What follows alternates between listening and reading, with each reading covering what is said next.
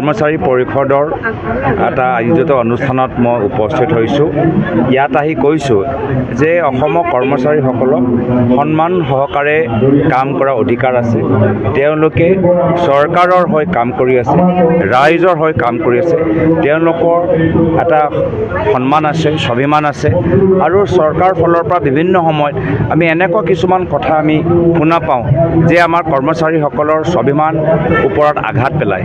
আৰু মই চৰকাৰক অনুৰোধ কৰিছোঁ যে কৰ্মচাৰীসকলক ৰাজনৈতিক চকুৰে চাব নালাগে। তেওঁলোকে কৰ্মচাৰী, তেওঁলোকে কোনো বিশেষ ব্যক্তিগত চাকৰ নহয়। তেখেতে ৰাইজৰ হৈ কাম কৰি আছে।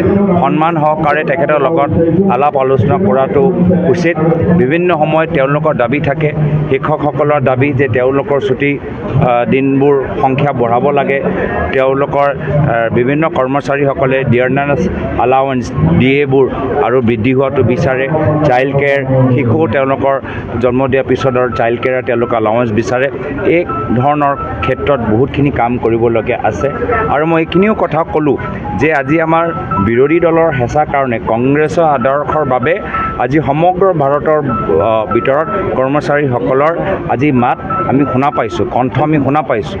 আজি কংগ্ৰেছ দলে যেতিয়াৰ পৰা অল্ড পেঞ্চন স্কিমৰ লৈ যেতিয়া আন্দোলন কৰিলে, যেতিয়া আমাৰ ৰাজস্থান আৰু হিমাচল প্ৰদেশৰ ভিতৰত আমাৰ কংগ্ৰেছৰ নেতৃত্বৰ চৰকাৰে অল্ড পেঞ্চন স্কিম ব্যৱহাৰ কৰিলে, তাৰ পিছতে বৰ্তমানৰ কেন্দ্ৰীয় চৰকাৰ নিজৰ নতুন পেঞ্চন স্কিম ঘূৰাই ল'লে আৰু অলপ শুদ্ধ কৰাকৈ এটা ইউনিফাইড পেঞ্চন স্কিম তেওঁলোকে মুকলি কৰিলে। যদি এই কংগ্ৰেছ দলে হেঁচা নিদিলেহেঁতেন, যদি কংগ্ৰেছ দলে কৰ্মচাৰীসকলৰ হৈ মাত নামাতিলেহেঁতেন, তেতিয়া কেতিয়াও এখন চৰকাৰ নতুন পেঞ্চন স্কিম ঘূৰাই নল'লেহেঁতেন। আজি সেইকাৰণে আমাৰ কংগ্ৰেছৰ সেয়া হ'ল আমাৰ আদৰ্শ। আমি ৰাজনৈতিক চকুৰে নেদেখি আমাৰ কৰ্মচাৰীসকলে আজি স্বাভিমানে সহকাৰে, সন্মান সহকাৰে কাম কৰা তেওঁলোকৰ অধিকাৰ আৰু এই অধিকাৰৰ সম্পৰ্কে সদায় আমি আলোচনাৰ যোগেদি আমি তেখেতৰ লগত আমি পৰিৱেশটো আৰু ভাল কৰিবলৈ চেষ্টা কৰিম।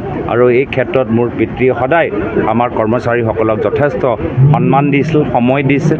লগতে এই যোৰহাটৰ ভিতৰতো কৰ্মচাৰী পৰিষদৰ কাৰ্যালয়ত তেওঁ যথেষ্ট আমাৰ প্ৰাক্তন মুখ্যমন্ত্ৰীৰ এটা ডাঙৰ অৰিহণা আছে।